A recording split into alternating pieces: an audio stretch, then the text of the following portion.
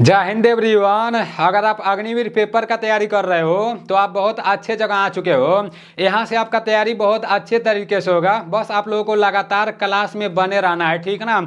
अगर आप लगातार क्लास में बने रहोगे तो मैं जितना भी यहाँ पर प्रश्न लाऊंगा उसको मैं आप लोगों को याद करा दूंगा। बस आप लोगों को मेरे बातों को ध्यान से सुनते हुए चलना है, ठीक है ना। सुबह के टाइम में आप लोगों का एक प्रैक्टिस सेट आता है जिसमें आपका जीके का भी प्रश्न रहता है, जीएस का भी प्रश्न रहता है, मैथ का भी प्रश्न रहता है और रीजनिंग का भी प्रश्न रहता है। लेकिन शाम के टाइम में आप लोगों का सिर्फ जीके का प्रश्न आएगा, ठीक है ना। इसमें टोटल 30 जीके के प्रश्न रहेंगे। चाहे आप अग्निवीर जीडी का तैयारी कर रहे हो, चाहे अग्निवीर ट्रेडमैन का तैयारी कर रहे हो, चाहे अग्निवीर डब्ल्यूएमपी जो वोमेन मिलिट्री पुलिस होता है उसका तैयारी कर रहे हो, चाहे टेक्निकल का तैयारी कर रहे हो, चाहे क्लर्क का तैयारी कर रहे हो, चाहे नर्सिंग असिस्टेंट का तैयारी कर रहे हो, कोई भी पेपर देने जाओगे ना तो उसमें जीके के प्रश्न जरूर पूछे जाएंगे और इसी टाइप के जीके के प्रश्न पूछे जाएंगे। दूसरा कोई जीके के प्रश्न नहीं बनेंगे, ठीक है ना। तो ये क्लास सभी लोगों के लिए इंपॉर्टेंट है और ये आप लोगों का रिवीजन क्लास है। इसमें जितने भी प्रश्न लिए गए हैं, मतलब मैं आप लोगों को पूरा का पूरा प्रश्न करा चुका हूं।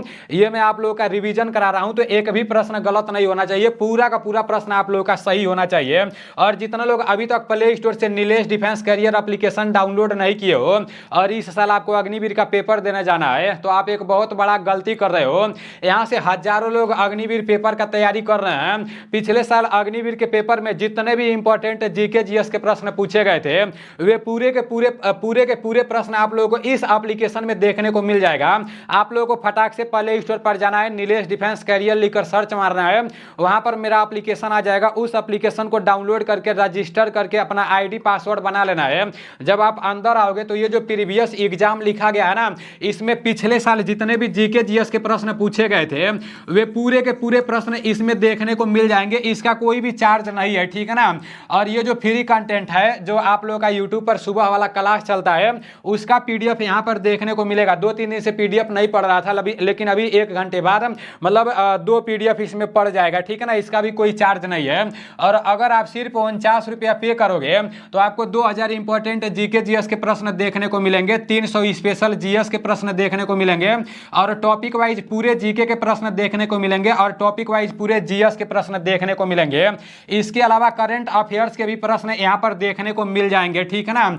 तो आप लोग इस एप्लीकेशन को डाउनलोड करके और पेड कोर्स वाले से भी अपना तैयारी बेहतर बना सकते हो और यहाँ से आप लोग मॉक टेस्ट भी लगा सकते हो, ठीक है ना। अब चलते हैं अपने प्रश्नों के तरफ। आपका प्रश्न है कि संयुक्त राष्ट्र संघ की पहली महिला अध्यक्ष कौन थी। एक भी प्रश्न गलत नहीं होना चाहिए क्योंकि ये रिवीजन क्लास है, ठीक है ना। संयुक्त राष्ट्र संघ की पहली महिला अध्यक्ष कौन थी। सरोजनी नायडू, विजय लक्ष्मी पंडित, लता मंगेशकर और एनी बेसेंट। तो इसका राइट आंसर आपका विजय लक्ष्मी पंडित हो जाएगा, ठीक है ना। संयुक्त राष्ट्र संघ की पहली महिला अध्यक्ष विजय लक्ष्मी पंडित थी। ये जो संयुक्त राष्ट्र संघ लिखा गया है ना इसको हम लोग क्या बोलते हैं, यूएनओ बोलते हैं, ठीक है ना। यूएनओ बोलते हैं। बोल देगा कि यूएनओ मतलब यूएनओ का स्थापना कब हुआ। तो जो आपका यूएनओ का स्थापना है ना वो 24 अक्टूबर 1945 को हुआ था। आप सभी लोगों को ये क्लियर पता होना चाहिए, ठीक है ना। 24 अक्टूबर 1945 को यूएनओ का स्थापना हुआ था। और यूएनओ का मुख्यालय कहां पर है, यूएनओ का मुख्यालय कहां पर है आप सभी लोगों को पता होना चाहिए, ठीक है ना। यूएनओ का मुख्यालय आपका न्यूयॉर्क में है। यूएनओ का मुख्यालय कहां पर है, तो यूएनओ का मुख्यालय आपका न्यूयॉर्क में है। उसके बाद यहाँ पर सरोजनी नायडू लिखा गया है। पूछा जाएगा कि भारत की प्रथम महिला राज्यपाल कौन थी। तो भारत की प्रथम महिला राज्यपाल कौन थी आप सभी लोगों को पता होना चाहिए, ठीक है ना। भारत की प्रथम महिला राज्यपाल कौन थी, तो वो आपका सरोजनी नायडू थी, ठीक है ना। और सरोजनी नायडू का संबंध किस राज्य से है, तो सरोजनी नायडू का संबंध उत्तर प्रदेश से है। नेक्स्ट प्रश्न यहाँ पर दिया है कि रणजी ट्रॉफी का संबंध किस खेल से है। तो रणजी ट्रॉफी का संबंध किस खेल से है आप सभी लोगों को पता होना चाहिए। हॉकी, क्रिकेट, फुटबॉल और इनमें से कोई नहीं। तो ये जो रणजी ट्रॉफी है ना इसका संबंध आपका क्रिकेट से है। रणजी ट्रॉफी का संबंध किससे है? तो रणजी ट्रॉफी का संबंध आपका क्रिकेट से है। और पूछ देगा कि दिलीप ट्रॉफी का संबंध किससे है? दिलीप ट्रॉफी का संबंध किससे है? तो दिलीप ट्रॉफी का संबंध भी आपका क्रिकेट से है। यहां पर पूछ देगा कि मेजर ध्यानचंद का संबंध किससे है? मेजर ध्यानचंद पूछ देगा तो वो क्या हो जाएगा आपका? मेजर ध्यानचंद पूछ देगा तो वो आपका हॉकी हो जाएगा, ठीक है ना। हॉकी का जादूगर किसे कहा जाता है? तो हॉकी का जादूगर मेजर ध्यानचंद को कहा जाता है, ये भी आप लोगों को पता होना चाहिए। और जो भारत का राष्ट्रीय खेल है ना, भारत का राष्ट्रीय खेल क्या है ये भी आप लोगों को पता होना चाहिए। अगली बार ये प्रश्न पूछा गया था कि भारत का राष्ट्रीय खेल क्या है, तो जो आपका भारत का राष्ट्रीय खेल है ना वो हॉकी है, ये आप लोगों को पता होना चाहिए। हॉकी में कितने खिलाड़ी होते हैं? तो हॉकी में टोटल 11 खिलाड़ी होते हैं, ये भी आप लोगों को पता होना चाहिए। अगर पूछ देगा, यहाँ पर दिया है फुटबॉल है, पूछ देगा संतोष ट्रॉफी, ठीक है ना, संतोष ट्रॉफी का संबंध किससे है? उसके बाद से आपका मारडेका कप दे देगा, मारडेका कप दे देगा। उसके बाद से आपका आशुतोष कप दे देगा, ठीक है ना। आशुतोष कप का संबंध किससे है ये अगर पूछेगा तो इसका राइट आंसर आपका फुटबॉल हो जाएगा, ठीक है ना। नेक्स्ट प्रश्न की तरफ चलते हैं। आपका नेक्स्ट प्रश्न यहाँ पर दिया है कि इंदिरा गांधी की समाधि स्थल का नाम क्या है? तो इंदिरा गांधी की समाधि स्थल का नाम क्या है? आप सभी लोगों को पता होना चाहिए। विजय घाट, शक्ति स्थल, राजघाट और शांति घाट। तो इसका राइट आंसर क्या हो जाएगा? इंदिरा गांधी की समाधि स्थल का जो नाम है ना वो शक्ति स्थल है। इंदिरा गांधी के समाधि स्थल का नाम क्या है? तो इंदिरा गांधी के समाधि स्थल का नाम आपका शक्ति स्थल है। पूछ देगा कि लाल बहादुर शास्त्री जी के समाधि स्थल का नाम क्या है? लाल बहादुर शास्त्री पूछ देगा, ठीक है ना। तो लाल बहादुर शास्त्री जी के समाधि स्थल का नाम क्या है? आप सभी लोगों को पता होना चाहिए। लाल बहादुर शास्त्री जी के समाधि स्थल का नाम है आपका विजय घाट, ठीक है ना। और महात्मा गांधी पूछ देगा, क्या पूछेगा? महात्मा गांधी, ठीक है ना। महात्मा गांधी के समाधि स्थल का नाम क्या है? तो महात्मा गांधी जी के समाधि स्थल का नाम है आपका राजघाट, ठीक है ना, राजघाट। और पूछ देगा कि राजीव गांधी, क्या पूछ देगा? राजीव गांधी की समाधि स्थल का नाम क्या है? तो आपका राजीव गांधी की समाधि स्थल का नाम आपका शांति घाट है, ठीक है ना। नेक्स्ट प्रश्न की तरफ चलते हैं। ये पूरा का पूरा आप लोगों को पता होना चाहिए और गिनती करते जाना कि आपका कितना प्रश्न सही हो रहा है, ठीक है ना। क्योंकि ये रिवीजन क्लास है, पूरा का पूरा मैं करा चुका हूं और जब तक आप लोगों का पेपर समाप्त नहीं हो जाएगा तब तक आप लोगों का रिवीजन क्लास चलते रहेगा, ठीक है ना। कान्हा नेशनल पार्क कहां पर स्थित है? गुजरात, मध्य प्रदेश, उड़ीसा और जम्मू कश्मीर। तो इसका राइट आंसर क्या हो जाएगा? आपका जो कान्हा नेशनल पार्क है ना वो आपका मध्य प्रदेश में स्थित है। कान्हा नेशनल पार्क कहां पर स्थित है? तो कान्हा नेशनल पार्क आपका मध्य प्रदेश में स्थित है। गिर राष्ट्रीय उद्यान पूछ देता है, ठीक है ना। क्या पूछता है? गिर राष्ट्रीय उद्यान पूछ देता है। तो गिर राष्ट्रीय उद्यान कहां पर स्थित है? आपका गिर राष्ट्रीय उद्यान गुजरात में है, ठीक है ना। ये आप लोगों को पता होना चाहिए। और ये जो जम्मू कश्मीर दिया है ना, पूछ दिया कि जम्मू कश्मीर का राजधानी कहां पर है? तो जम्मू कश्मीर का राजधानी श्रीनगर है, ठीक है ना। और ये श्रीनगर किस नदी के किनारे बसा हुआ है? तो श्रीनगर झेलम नदी के किनारे बसा हुआ है। इस टाइप के प्रश्न भी पूछे जाते हैं, ठीक है ना। श्रीनगर आपका झेलम नदी के किनारे बसा हुआ है। जम्मू कश्मीर का राजधानी आपका श्रीनगर है। नेक्स्ट प्रश्न की तरफ चलते हैं। आपका नेक्स्ट प्रश्न यहां पर दिया है कि इंद्रधनुष में कितने रंग होते हैं? अगले बार अग्निवीर जीडी के पेपर में यह प्रश्न पूछा गया था, ठीक है ना। इंद्रधनुष में कितने रंग होते हैं? 6, 7, 5 और 4 है। तो इसका राइट आंसर आपका 7 हो जाएगा, ठीक है ना। इंद्रधनुष में कितने रंग होते हैं? तो इंद्रधनुष में आपके 7 रंग होते हैं। नेक्स्ट प्रश्न की तरफ चलते हैं। आपका नेक्स्ट प्रश्न है कि वाटर पोलो में कितने खिलाड़ी होते हैं? वाटर पोलो में कितने खिलाड़ी होते हैं? 7, 6, 9 और 15। तो ये जो वाटर पोलो दिया है ना इसमें आपके 7 खिलाड़ी होते हैं। पूछेगा कि वाटर पोलो में कितने खिलाड़ी होते हैं? तो 7 खिलाड़ी होते हैं। पूछ देगा कि पोलो में कितने खिलाड़ी होते हैं? किसमें पूछ देगा? पोलो में पूछ देगा, ठीक है ना।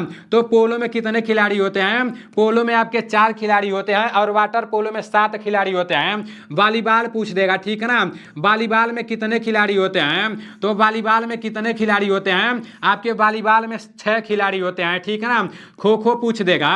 तो खो खो में कितने खिलाड़ी होते हैं, तो खो खो में आपके 9 खिलाड़ी होते हैं, ठीक है ना। और रग्बी फुटबॉल भी पूछ सकता है, रग्बी फुटबॉल में कितने खिलाड़ी होते हैं, आप सभी लोगों को पता होना चाहिए कि रग्बी फुटबॉल में कितने खिलाड़ी होते हैं। आपके रग्बी फुटबॉल में 15 खिलाड़ी होते हैं, ठीक है ना। तो ये आप लोगों को क्लियर पता होना चाहिए। नेक्स्ट प्रश्न की तरफ चलते हैं। आपका नेक्स्ट प्रश्न है कि चंद्रयान 3 के लैंडर का क्या नाम है। चंद्रयान 3 के लैंडर का क्या नाम है, ये भी आप लोगों को पता होना चाहिए। और चंद्रयान 3 के रोवर का क्या नाम है, ये भी आप लोगों को पता होना चाहिए। प्रज्ञान, विक्रम, शिव शक्ति और इनमें से कोई नहीं, तो इसका राइट आंसर आपका विक्रम हो जाएगा, ठीक है ना। चंद्रयान 3 के लैंडर का क्या नाम है, तो चंद्रयान 3 के लैंडर का नाम आपका विक्रम है। और पूछ देगा कि चंद्रयान 3 के रोवर का क्या नाम है, क्या पूछ देगा, चंद्रयान 3 के रोवर का क्या नाम है, तो वो आपका प्रज्ञान हो जाएगा। इसमें से कोई ना कोई एक प्रश्न आपके पेपर में 100% पूछा जाएगा, क्योंकि अभी हाल ही में जैसे यूपी पुलिस का पेपर हुआ है, तो उसमें मतलब ये प्रश्न पूछा गया था, ठीक है ना। तो ये दोनों आप लोगों को याद कर लेना है। चंद्रयान 3 से रिलेटेड जितना भी इंपॉर्टेंट प्रश्न है वो पूरा का पूरा मैं अपने एप्लीकेशन में डाल दिया हूं। अगर आप लोगों को मेरे एप्लीकेशन से पढ़ना है तो वहां से भी आप लोग पढ़ सकते हो, ठीक है ना। पेड कोर्स वाले में वो पूरा का पूरा है, चंद्रयान से रिलेटेड, इसरो से रिलेटेड पूरा का पूरा आप लोगों को पेड कोर्स वाले से मिल जाएगा, ठीक है ना। आपका नेक्स्ट प्रश्न यहां पर दिया है कि 2011 की जनगणना के अनुसार भारत का लिंगानुपात कितना है। मोस्ट इंपॉर्टेंट है, ठीक है ना। ये जो 2011 की जनगणना लिखा गया है, इससे रिलेटेड एक प्रश्न जरूर पूछा जाता है, क्योंकि टीसीएस वालों का ये फेवरेट है, ठीक है ना। 2011 की जनगणना के अनुसार भारत का लिंगानुपात कितना है। लिंगानुपात का मतलब मैं आप लोगों को कई बार बता चुका हूं। लिंगानुपात का मतलब क्या होता है आप सभी लोगों को पता होना चाहिए, ठीक है ना। ये जो लिंगानुपात होता है ना, इसका मतलब ये होता है कि मतलब किसी भी राज्य में 1000 पुरुषों पर कितनी महिलाएं हैं। लिंगानुपात का मतलब क्या होता है, किसी भी राज्य में 1000 पुरुषों पर कितनी महिलाएं हैं। तो जो 2011 में जनगणना हुआ था ना, इसके अनुसार अपने भारत में 1000 पुरुषों पर 943 महिलाएं हैं, ठीक है ना। तो भारत का लिंगानुपात कितना है, 1000 पुरुषों पर 943 महिलाएं, ठीक है ना। और 2011 की जनगणना के अनुसार मतलब अपने भारत में जैसे सबसे ज्यादा लिंगानुपात वाला राज्य कौन सा है, तो वो आपका केरल हो जाएगा, ठीक है ना। सबसे ज्यादा लिंगानुपात वाला राज्य आपका केरल है। और पूछेगा कि 2011 की जनगणना के अनुसार सबसे अधिक साक्षरता वाला राज्य कौन सा है, तो वो भी आपका केरल ही हो जाएगा। केरल का साक्षरता दर आपका 94% है, ठीक है ना। ये आप लोगों को पता होना चाहिए। साक्षरता मतलब होता है कि सबसे अधिक पढ़ा लिखा वाला राज्य कौन सा है, तो ये आप लोगों को क्लियर पता होना चाहिए। आपका नेक्स्ट प्रश्न यहाँ पर दिया है कि क्षेत्रफल की दृष्टि से भारत का सबसे छोटा केंद्र शासित प्रदेश कौन सा है। यहाँ पर सबसे छोटा केंद्र शासित प्रदेश के बारे में पूछा गया है, वो भी क्षेत्रफल की दृष्टि से, ठीक है ना। तो आप लोगों को पता होना चाहिए कि क्षेत्रफल की दृष्टि से भारत का सबसे छोटा केंद्र शासित प्रदेश कौन सा है। दमन और द्वीप, लक्षद्वीप, जम्मू कश्मीर और आपका दिल्ली हो जाएगा। तो इसका राइट आंसर आपका लक्षद्वीप हो जाएगा, ठीक है ना। क्षेत्रफल की दृष्टि से भारत का सबसे छोटा केंद्र शासित प्रदेश आपका लक्षद्वीप हो जाएगा। अब यहाँ पर ये जो दिल्ली दिया है ना, इससे भी प्रश्न पूछे जाते हैं। ये दिल्ली आपका केंद्र शासित प्रदेश है। पूछ देगा कि जनसंख्या की दृष्टि से भारत का सबसे बड़ा केंद्र शासित प्रदेश कौन सा है, तो वो आपका दिल्ली हो जाएगा, ठीक है ना। और पूछ देगा, आप लोग ध्यान से मेरे बातों को सुनना, मैं यहाँ पर लिख नहीं रहा हूँ क्योंकि ये रिवीजन क्लास है, ठीक है ना। बस आप लोगों को सुनना है। जब आप लोग सुनोगे, रिवीजन करते रहोगे ना, तो वो आपके दिमाग में सेट रहेगा। पूछ देगा कि क्षेत्रफल की दृष्टि से भारत का सबसे बड़ा राज्य कौन सा है, तो क्षेत्रफल की दृष्टि से भारत का सबसे बड़ा राज्य आपका राजस्थान हो जाएगा, ठीक है ना। और पूछ देगा कि जनसंख्या की दृष्टि से भारत का सबसे बड़ा राज्य कौन सा है, तो जनसंख्या की दृष्टि से भारत का सबसे बड़ा राज्य अपना उत्तर प्रदेश है, ठीक है ना। और पूछ देगा कि क्षेत्रफल की दृष्टि से भारत का सबसे छोटा राज्य कौन सा है, तो क्षेत्रफल की दृष्टि से भारत का सबसे छोटा राज्य आपका गोवा हो जाएगा, ठीक है ना। और पूछ देगा कि जनसंख्या की दृष्टि से भारत का सबसे छोटा राज्य कौन सा है, तो जनसंख्या की दृष्टि से भारत का सबसे छोटा राज्य आपका सिक्किम हो जाएगा, ठीक है ना। तो ये आप लोगों को क्लियर पता होना चाहिए। नेक्स्ट प्रश्न आपका है कि राजस्थान के नए मुख्यमंत्री कौन बने हैं, तो राजस्थान के नए मुख्यमंत्री कौन बने हैं। पीएस गोले, एम के स्टालिन, भजन लाल शर्मा और भगवंत सिंह मान है। तो इसका राइट आंसर क्या हो जाएगा? राजस्थान के नए मुख्यमंत्री कौन बने हैं? तो भजन लाल शर्मा इसका राइट आंसर हो जाएगा, ठीक है ना। राजस्थान के नए मुख्यमंत्री कौन बने हैं? तो राजस्थान के नए मुख्यमंत्री भजन लाल शर्मा बने हैं, ठीक है ना। पूछ देगा कि सिक्किम के नए मुख्यमंत्री कौन बने हैं, कहाँ का पूछ देगा?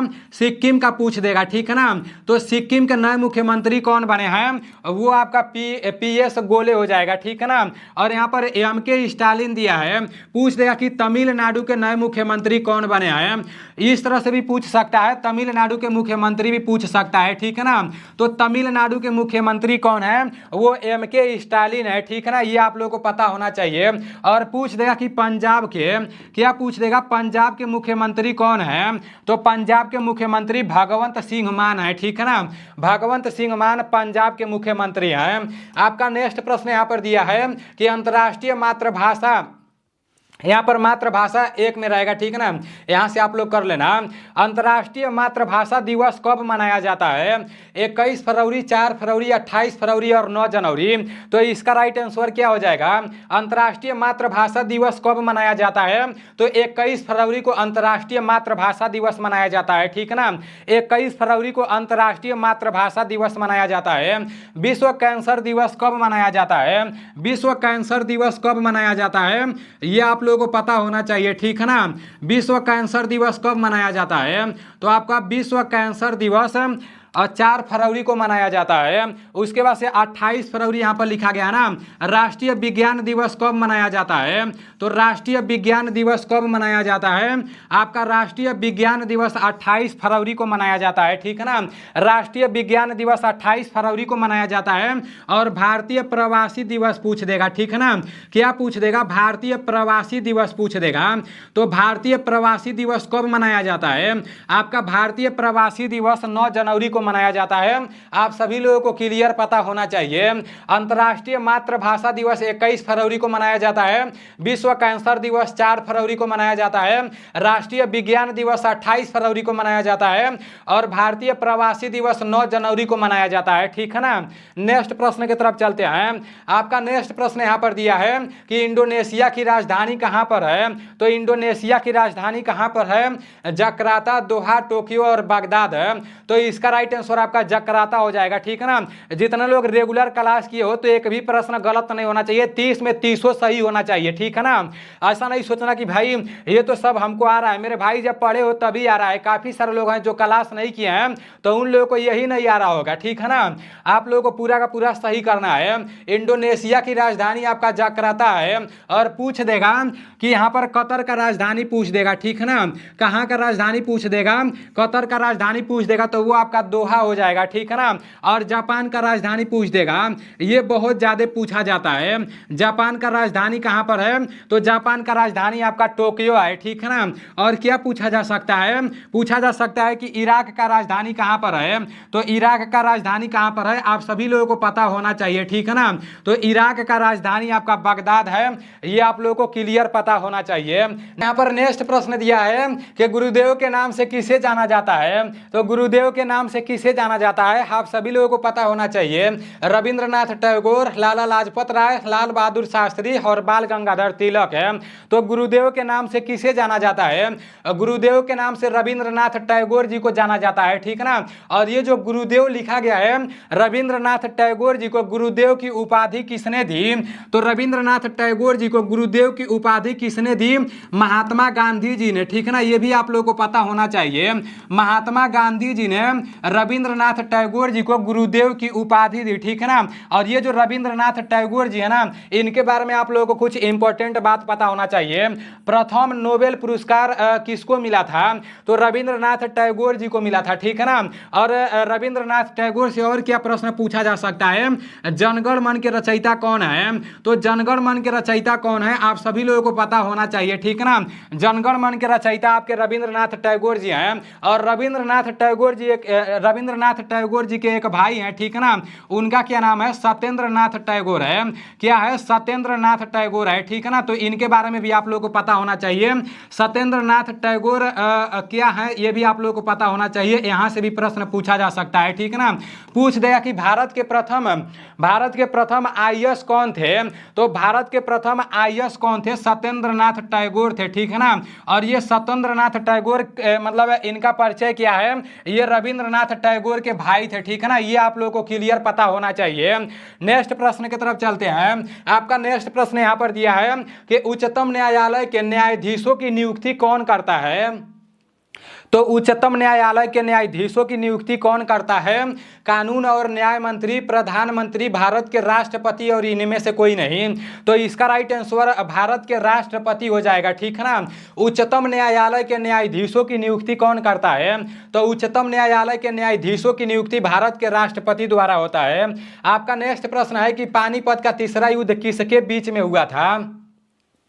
तो पानीपत का तीसरा युद्ध किसके किसके बीच में हुआ था, आप सभी लोगों को क्लियर पता होना चाहिए। अकबर और हेमू, बाबर और इब्राहिम लोदी, अहमद शाह अब्दाली और मराठा, पृथ्वीराज चौहान और मोहम्मद गौरी। तो इसका राइट आंसर क्या हो जाएगा, पानीपत का जो तीसरा युद्ध है ना, ये कब हुआ था ये भी आप लोगों को पता होना चाहिए। तो पानीपत का जो तीसरा युद्ध है ना, ये आप लोगों को पता होना चाहिए। पानीपत का तीसरा युद्ध कब हुआ था, तो तीसरा युद्ध 1761 ईस्वी में हुआ था, ठीक है ना। और पानीपत का प्रथम युद्ध कब हुआ था, तो पानीपत का प्रथम युद्ध जो हुआ था ना 1526 ईस्वी में हुआ था। और पानीपत का द्वितीय युद्ध कब हुआ था, पानीपत का द्वितीय युद्ध हुआ था ना 1556 ईस्वी में हुआ था। ये तीनों आप लोगों को पता होना चाहिए। पानीपत का तीसरा युद्ध आपका किसके किसके बीच में हुआ था, तो अहमद शाह अब्दाली और मराठा के बीच में हुआ था पानीपत का तीसरा युद्ध, ठीक है ना। और यहाँ पर लिखा गया पृथ्वीराज चौहान और मोहम्मद गौरी। पूछते हैं कि तराइन का युद्ध किसके किसके बीच में हुआ था, तो तराइन का युद्ध किसके किसके बीच में हुआ था, आप सभी लोगों को पता होना चाहिए, ठीक है ना। आपका जो तराइन का युद्ध है वो किसके किसके बीच में हुआ था, तो वो पृथ्वीराज चौहान और मोहम्मद गौरी के बीच में हुआ था, ठीक है ना। पृथ्वीराज चौहान और मोहम्मद गौरी के बीच में तराइन का युद्ध हुआ था। आपका नेक्स्ट प्रश्न यहाँ पर है कि गायत्री मंत्र का उल्लेख किस ग्रंथ में है, ऋग्वेद, सामवेद, अथर्ववेद और यजुर्वेद। तो जो आपका गायत्री मंत्र है ना, इसका उल्लेख किस ग्रंथ में है, ऋग्वेद में है, ठीक है ना। और यहाँ से किस टाइप के और प्रश्न पूछे जा सकते हैं, सबसे पुराना वेद पूछा जा सकता है, ठीक है ना। क्या पूछा जा सकता है, सबसे पुराना वेद पूछा जा सकता है। आप सभी लोगों को पता होना चाहिए, ठीक है ना। तो सबसे पुराना वेद कौन सा है, आप सभी लोगों को पता होना चाहिए। आपका जो सबसे पुराना वेद है ना वो आपका ऋग्वेद है। पूछ दिया जाता है कि संगीत का वेद किसे कहा जाता है, क्या पूछा जाएगा, संगीत का वेद किसे कहा जाता है, आप सभी लोगों को पता होना चाहिए, ठीक है ना। जो आपका संगीत का वेद है वो आपका साम वेद है। और जादू टोना का वेद पूछ देगा ना, जादू टोना का वेद भी काफी ज्यादा पूछा जाता है। तो जादू टोना का वेद किसे कहा जाता है, जादू टोना का वेद आपका अथर्ववेद को कहा जाता है। आप लोगों को क्लियर पता होना चाहिए, ये पूरा आप लोगों को पता होना चाहिए। गायत्री मंत्र का उल्लेख ऋग्वेद में है और ऋग्वेद सबसे पुराना वेद है। सामवेद संगीत के वेद मतलब कहा जाता है और अथर्ववेद जादू टोना का वेद कहा जाता है, ठीक है ना। आपका नेक्स्ट प्रश्न यहाँ पर दिया है कि वर्तमान में कौन क्या से रिलेटेड एक प्रश्न आपके पेपर में जरूर पूछे जाएंगे, ठीक है ना। तो ये आप लोगों को क्लियर पता होना चाहिए। वर्तमान में भारत के कृषि एवं किसान कल्याण मंत्री कौन है, तो वर्तमान में भारत के कृषि एवं किसान कल्याण मंत्री कौन है, शक्तिकांत दास, अर्जुन मुंडा, अनुराग ठाकुर और धर्मेंद्र प्रधान है। तो इसका राइट आंसर क्या हो जाएगा, वर्तमान में भारत के कृषि एवं किसान कल्याण मंत्री कौन है, तो ये अर्जुन मुंडा है, ठीक है ना। वर्तमान में भारत के कृषि एवं किसान कल्याण मंत्री कौन है, तो वो अर्जुन मुंडा है। पूछ देगा कि वर्तमान में आरबीआई के गवर्नर कौन है, तो वर्तमान में आरबीआई के गवर्नर कौन है ये आप लोगों को पता होना चाहिए, ठीक है ना। वर्तमान में आरबीआई के गवर्नर शक्तिकांत दास जी हैं। आरबीआई का स्थापना कब हुआ था, तो आरबीआई का स्थापना आपका 1 अप्रैल 1935 में हुआ था, ठीक है ना। ये भी आप लोगों को पता होना चाहिए। यहाँ पर अनुराग ठाकुर दिया गया है। तो वर्तमान में भारत के खेल मंत्री कौन है, वर्तमान में भारत के खेल मंत्री कौन है ये आप लोगों को क्लियर पता होना चाहिए, ठीक है ना। वर्तमान में भारत के खेल मंत्री अनुराग ठाकुर हैं। और पूछा जाएगा कि वर्तमान में भारत के शिक्षा मंत्री मंत्री कौन है? तो वर्तमान में भारत के शिक्षा मंत्री कौन है? आप सभी लोगों को पता होना चाहिए, ठीक है ना। वर्तमान में भारत के शिक्षा मंत्री धर्मेंद्र प्रधान हैं। ये चारों के चारों आप लोगों को पता होना चाहिए। वर्तमान में भारत के कृषि एवं किसान कल्याण मंत्री अर्जुन मुंडा हैं। वर्तमान में आरबीआई के गवर्नर शक्तिकांत दास जी हैं। वर्तमान में भारत के खेल मंत्री अनुराग ठाकुर हैं। वर्तमान में भारत के शिक्षा मंत्री धर्मेंद्र प्रधान है, ठीक है ना। नेक्स्ट प्रश्न की तरफ चलते हैं। आपका नेक्स्ट प्रश्न यहाँ पर दिया है कि योजना आयोग की स्थापना कब हुई? 1945, 1950, 1947 और 1919 है। तो योजना आयोग की स्थापना कब हुई? जो आपका योजना आयोग है ना, उसका स्थापना 1950 में हुआ। योजना आयोग का स्थापना कब हुआ? तो योजना आयोग का स्थापना 1950 में हुआ, ठीक है ना। और पूछा जाएगा कि यूएनओ का स्थापना कब हुआ? तो यूएनओ का स्थापना आपका 1945 में हुआ। अपना देश स्वतंत्र कब हुआ? अपना देश स्वतंत्र कब हुआ? आप सभी लोगों को पता होना चाहिए, ठीक है ना। तो 1947 में हुआ। जलियांवाला बाग हत्याकांड कब हुआ? आप सभी लोगों को पता होना चाहिए। जलियांवाला बाग हत्याकांड कब हुआ? तो जलियांवाला बाग हत्याकांड 1919 में हुआ, ठीक है ना। आपका नेक्स्ट प्रश्न यहाँ पर है कि कठपुतली किस राज्य का लोक नृत्य है? केरल, राजस्थान, गुजरात और तमिलनाडु। तो इसका राइट आंसर क्या हो जाएगा? ये जो कठपुतली है ये किस राज्य का लोक नृत्य है? तो ये आपका राजस्थान का है, ठीक है ना। कठपुतली किस राज्य का लोक नृत्य है? तो कठपुतली आपका राजस्थान का लोक नृत्य है। कथकली बोल देगा तो वो किस राज्य का लोक नृत्य है? क्या पूछ देगा? कथकली पूछ देगा, ठीक है ना। तो आपका कथकली किस राज्य का लोक नृत्य है? कथकली आपका केरल का है। और कथक पूछ देगा, देखो कथकली और कथक में अंतर है, ठीक है ना। आपका अगर कथक पूछ देगा तो वो आपका उत्तर प्रदेश हो जाएगा, ठीक है ना। क्या हो जाएगा? उत्तर प्रदेश हो जाएगा। आप सभी लोगों को पता होना चाहिए कथक किस राज्य का लोक नृत्य है? तो कथक आपका उत्तर प्रदेश का लोक नृत्य है। और यहीं पर कथकली हो जाएगा तो केरल हो जाएगा, ठीक है ना। और गरबा और डांडिया ये तो मैं आप लोगों को कई बार बता चुका हूं। गरबा और डांडिया किस राज्य का लोक नृत्य है? तो गरबा और डांडिया आपका गुजरात का है, ठीक है ना। और भरतनाट्यम पूछ देगा, क्या पूछ देगा? भरतनाट्यम पूछ देगा, ठीक है ना। तो भरतनाट्यम किस राज्य का लोक नृत्य है? भरतनाट्यम आपका तमिलनाडु का लोक नृत्य है। ये आप लोगों को क्लियर पता होना चाहिए। प्रश्न यहाँ पर दिया है कि कालीबंगा किस राज्य में स्थित है? आगरा, गुजरात, राजस्थान और अमृतसर। तो इसका राइट आंसर क्या हो जाएगा? कालीबंगा किस राज्य में स्थित है? तो कालीबंगा आपका राजस्थान में स्थित है, ठीक है ना। कालीबंगा आपका राजस्थान में स्थित है। यहाँ पर गुजरात दिया है। अगली बार पूछा गया था कि धोलावीरा कहां पर स्थित है? तो धोलावीरा कहां पर स्थित है? आपका धोलावीरा गुजरात में स्थित है, ठीक है ना। यहां पर अमृतसर दिया है। स्वर्ण मंदिर कहां पर स्थित है? ये आप लोगों को क्लियर पता होना चाहिए, ठीक है ना। स्वर्ण मंदिर कहां पर स्थित है? आप सभी लोगों को पता होना चाहिए। स्वर्ण मंदिर आपका अमृतसर में स्थित है।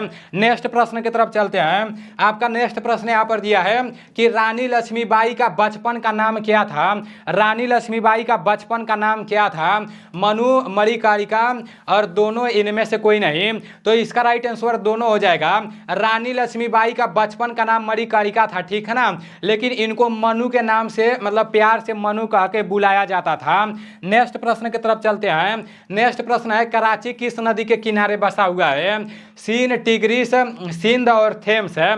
तो इसका राइट आंसर क्या हो जाएगा? आपका जो कराची है ना ये सिंध नदी के किनारे बसा हुआ है। कराची किस नदी के किनारे बसा हुआ है? तो सिंध नदी के किनारे बसा हुआ है। यहाँ पर थेम्स दिया है। पूछ देगा कि लंदन किस नदी के किनारे बसा हुआ है? तो लंदन आपका थेम्स नदी के किनारे बसा हुआ है। आप लोगों को क्लियर पता होना चाहिए। आपका नेक्स्ट प्रश्न यहाँ पर है कि 1857 की क्रांति के समय ब्रिटेन के प्रधानमंत्री कौन थे? Lord Canning, Lord Palmerston, Lord Mayo और नॉन ऑफ दीज। तो इसका राइट आंसर क्या हो जाएगा? 1857 की क्रांति के समय ब्रिटेन के प्रधानमंत्री कौन थे? आप सभी लोगों को पता होना चाहिए, ठीक है ना। इसका राइट आंसर लॉर्ड पामस्टर्न हो जाएगा, ठीक है ना। लॉर्ड पामस्टर्न 1857 की क्रांति के समय ब्रिटेन के प्रधानमंत्री थे। पूछ देगा कि 1857 की क्रांति के समय भारत के गवर्नर जनरल कौन थे? तो 1857 की क्रांति के समय भारत के गवर्नर जनरल लॉर्ड कैनिंग थे, ठीक है ना। यहाँ पर लॉर्ड मेवो लिखा गया है। तो लॉर्ड मेवो के शासनकाल में जनगणना का शुरुआत हुआ, ठीक है ना, 1872 में। तो ये भी आप लोगों को क्लियर पता होना चाहिए। नेक्स्ट प्रश्न की तरफ चलते हैं। जितने लोग अग्निवीर पेपर का तैयारी कर रहे हो और मेरे एप्लीकेशन को डाउनलोड नहीं किए हो तो आप लोग एक बहुत बड़ा गलती कर रहे हो। जितना भी करंट अफेयर्स का नया प्रश्न बन रहा है वो पूरा का पूरा मैं अपने एप्लीकेशन में डाल रहा हूँ। फटाक से प्ले स्टोर पर जाओ, Nilesh defence career application download करो, उसमें आईडी पासवर्ड बना लो और उससे आप लोग मतलब अग्निवीर पेपर का तैयारी बहुत अच्छे तरीके से कर सकते हो, ठीक है ना। और जो इम्पोर्टेंट बात है, मैं आप लोगों को बताया हूँ कि 150 मैथ के इम्पोर्टेंट प्रश्न मैं डाला हूँ। जैसे जो पेड कोर्स वाला है ना, जो 49 रुपया जो लोग पेड कर रहे हैं, पहले तो इसका 99 रुपया प्राइस था, लेकिन अभी पेपर का डेट नज़दीक आ गया है। कुछ लोग बोल रहे हैं भाई अब तो नज़दीक आ गया है, अब तो कम से कम कर दो। जो लोग पहले से लिए हुए थे तो उन लोगों को काफ़ी ज़्यादा फायदा है, वो लोग तो पूरा बढ़िया से तैयार कर लिए हैं।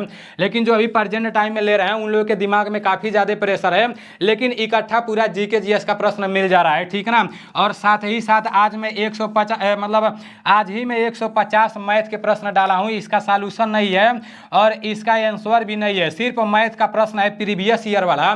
आप लोगों को खुद देखना है कि पिछले साल किस टाइप के प्रश्न पूछे गए थे और मैथ का प्रश्न लगाना है। आप काफ़ी लोग बोल रहे थे ना, इसलिए मैं इसको मैथ का प्रश्न डाला हूँ। दुनिया का सबसे बड़ा द्वीप कौन सा है? तो ग्रीनलैंड, नाउरू और न्यूगुनिया नॉन ऑफ दीज है। इसका राइट आंसर आपका ग्रीनलैंड हो जाएगा। दुनिया का सबसे बड़ा द्वीप आपका ग्रीनलैंड है। और पूछ देगा कि सबसे छोटा द्वीप कौन सा है, तो वो आपका नाउरू है, ठीक है ना। सबसे छोटा यहाँ पर हो जाएगा, यहाँ पर क्या हो जाएगा, सबसे छोटा हो जाएगा। आप सभी लोगों को पता होना चाहिए। नेक्स्ट प्रश्न की तरफ चलते हैं। आपका नेक्स्ट प्रश्न यहाँ पर दिया है कि अरुणाचल प्रदेश राज्य का स्थापना कब हुआ? 1987, 1961, 2000 और इनमें से कोई नहीं। तो इसका राइट आंसर क्या हो जाएगा? अरुणाचल प्रदेश राज्य का स्थापना कब हुआ? तो अरुणाचल प्रदेश राज्य का स्थापना आपका 1987 में हुआ, ठीक है ना। अरुणाचल प्रदेश राज्य का स्थापना आपका 1987 में हुआ। अरुणाचल प्रदेश का राजधानी आपका ईटानगर है, ठीक है ना। अरुणाचल प्रदेश का राजधानी आपका ईटानगर है और इसका स्थापना आपका 1987 में हुआ। गोवा पुर्तगालियों से कब आज़ाद हुआ? बार बार पूछा जाने वाला प्रश्न है, ठीक है ना। गोवा पुर्तगालियों से कब आज़ाद हुआ? तो गोवा पुर्तगालियों से कब आज़ाद हुआ?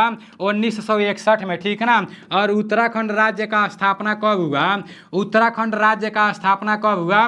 तो उत्तराखंड राज्य का स्थापना 2000 में हुआ, ठीक है ना। उत्तराखंड राज्य का स्थापना आपका 2000 में हुआ। आपका नेक्स्ट प्रश्न है कि बंगाल का विभाजन कब हुआ? 1906, 1905, 1906, 1905, 1906, 1904 है। तो इसका राइट आंसर क्या हो जाएगा? जो आपका बंगाल का विभाजन है ना, वो 1905 को हुआ। बंगाल का विभाजन 1905 ईस्वी में हुआ। और बंगाल का विभाजन किसके शासनकाल में हुआ? तो बंगाल का विभाजन लॉर्ड कर्जन के शासनकाल में हुआ, ठीक है ना। बंगाल का विभाजन लॉर्ड कर्जन के शासनकाल में हुआ, ये भी आप लोगों को पता होना चाहिए। आपका नेक्स्ट प्रश्न यहाँ पर दिया है कि गीत गोविंद नामक पुस्तक के लेखक कौन है? कल्हड़, कौटिल्य, जयदेव और मेगस्थनीज है। तो इसका राइट आंसर क्या हो जाएगा? गीत गोविंद नामक पुस्तक के जो लेखक है ना, वो जयदेव हैं। गीत गोविंद नामक पुस्तक के लेखक कौन है? तो गीत गोविंद नामक पुस्तक के लेखक आपके जयदेव हैं। इंडिका पुस्तक के लेखक कौन है? इंडिका पुस्तक के लेखक कौन है, ये आप लोगों को पता होना चाहिए, ठीक है ना। इंडिका पुस्तक के लेखक कौन है? इंडिका पुस्तक के लेखक आप लोगों को पता होना चाहिए, क्योंकि ये प्रश्न भी काफ़ी बार पूछा जा चुका है। आपके इंडिका पुस्तक के लेखक आपके मेगास्थनीज हैं, ठीक है ना। इंडिका पुस्तक के लेखक मेगास्थनीज हैं। नेक्स्ट प्रश्न है कि संयुक्त राष्ट्र संघ का मुख्यालय कहाँ पर है? संयुक्त राष्ट्र संघ जिसे यूएनओ बोला जाता है, जेनेवा, लंदन, न्यूयॉर्क और पेरिस है। तो संयुक्त राष्ट्र संघ का जो मुख्यालय है ना, वो न्यूयॉर्क में है। संयुक्त राष्ट्र संघ में वर्तमान में कुल कितने सदस्य देश हैं, ये आप लोगों को क्लियर पता होना चाहिए। तो वर्तमान में पूरे 193 देश हैं, ठीक है ना। ये आप लोगों को क्लियर पता होना चाहिए। संयुक्त राष्ट्र संघ का स्थापना कब हुआ, ये मैं आप लोगों को बता चुका हूँ। आपका नेक्स्ट प्रश्न है कि दिल्ली का पुराना नाम क्या था? गया, पाटलिपुत्र, इंद्रप्रस्थ और इनमें से कोई नहीं। तो ये जो दिल्ली दिया है ना, दिल्ली का पुराना नाम क्या था? तो दिल्ली का पुराना नाम इंद्रप्रस्थ था। पटना का पुराना नाम क्या था? तो आपका पटना का पुराना नाम क्या था? पटना का पुराना नाम आपका पाटलिपुत्र था, ठीक है ना। ये आप लोगों को पता होना चाहिए। आपका ये जो दिल्ली है ना, दिल्ली यमुना नदी के किनारे बसा है, ये भी आप लोगों को पता होना चाहिए। आपका नेक्स्ट प्रश्न है और लास्ट प्रश्न है। आपका लास्ट प्रश्न है, जितने लोग जितने भी WMP है, वोमेन मिलिट्री पुलिस मतलब जितने लोग वोमेन मिलिट्री पुलिस का तैयारी करती हैं उन लोगों का एडमिट कार्ड नहीं आया है, तो उन लोगों को परेशान होने का जरूरत नहीं है। उन लोगों का पेपर 30 तारीख से होगा। काफ़ी सारे लोग कमेंट कर रही थी ना, तो इसलिए मतलब आप लोगों को परेशान होने का जरूरत नहीं है, आप लोग का एडमिट कार्ड निकल जाएगा, ठीक है ना।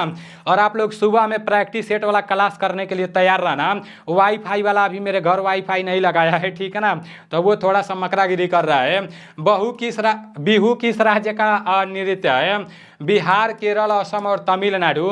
तो इसका राइट आंसर क्या हो जाएगा? ये जो बिहू है ना, ये असम का नृत्य है। बिहू किस राज्य का लोक नृत्य है? तो बिहू आपका असम का नृत्य है। केरल का तो मैं आप लोगों को बताया ही हूँ। कथकली किस राज्य का नृत्य है? केरल का है। और भरतनाट्यम तमिलनाडु का है। अभी आप लोगों के टोटल 30 प्रश्न समाप्त हो चुके हैं। तो मिलते हैं अगले वीडियो में। जय हिंद, वंदे मातरम।